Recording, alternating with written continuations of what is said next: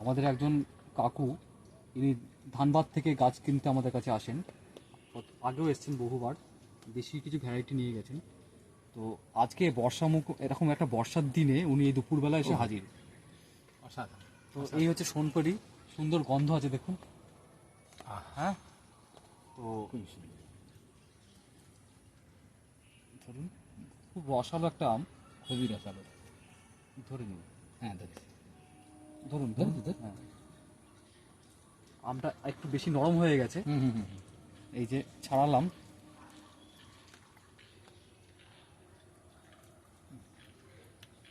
বেশ মিষ্টি। 3-4 দিন আগে খাওয়া দরকার ছিল এই আমটা।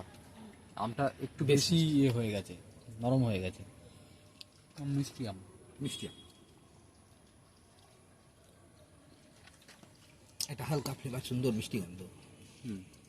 এটা আসলে নরম হয়ে গেছে আমটা। আঁশবিহীন আম। আর যে আঁশগুলো আছে সেগুলো মানে একদম। দাঁতে আটকানোর আঁশ নয়। খুব সুন্দর। কাকু, আর একটা আম আমরা কাটবো অবশ্যই। একই ভিডিওতে থাকছে তো। এই যে অরুণিকা, অরুণিকা খুব চর্চিত, তো বেশ। অরুণিকা আমরা একটু টেস্ট করব। অরুণিকাটা একদম রাইট টাইমে আমরা কাটছি, কারণ এটা এখন টাইটনেসটা আছে।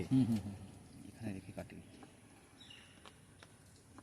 তারপরে মাছের অংশটা নিন। আচ্ছা, না খান, খেয়ে বলুন কেমন।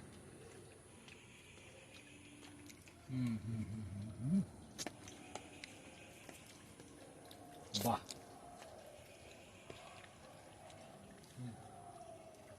আপনার কোনটা ভালো অপূর্ব লেগেছে? মিষ্টি স্বাদের আম। থেকে বেশি অরুণিকাটা ভালো ভালো লাগে। লাগে। সোনপাইটা একটু একটু নরম হয়ে গেছে, নরম হয়ে কিন্তু গেছে, আমরা হ্যাঁ। মানে 2-3 দিন আগে খেলে বোধহয় ঠিকঠাক থাকতো। আচ্ছা কাকু, কি কি গাছ কিনেছেন আজকে? আমি আজকে নিয়ে যাচ্ছি এখান থেকে মোহিনী, আলফানসো বেনে, আলফানসো রত্নাগিরি আর সারেঙ্গা।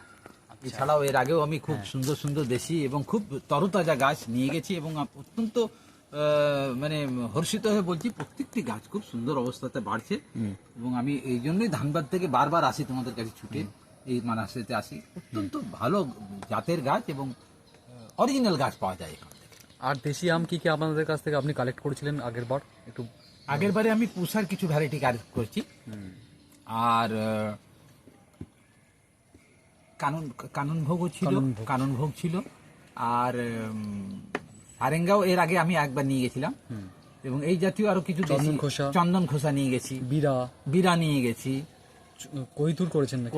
কহিতুর, আর ওই কালো মতো যেটাই ছিল, কালো রঙের পাতাটি কস্তুরি নিয়ে গেছি। আচ্ছা, এই সমস্তগুলো নিয়ে গেছি, মানে এবং খুব ভালোভাবে তারা ভালো ভালো অনেকগুলো জাত কাকু সংগ্রহ করেছেন। সংগ্রহ করেছি এখান থেকে।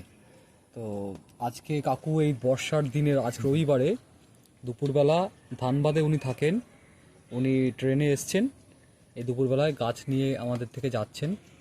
ইনি আমাদের একজন ভালো মানে গাছের মানুষ, গাছ ভালোবাসেন। আশা করি আবারও আসবেন। অবশ্যই অবশ্যই। ধন্যবাদ আপনাকে।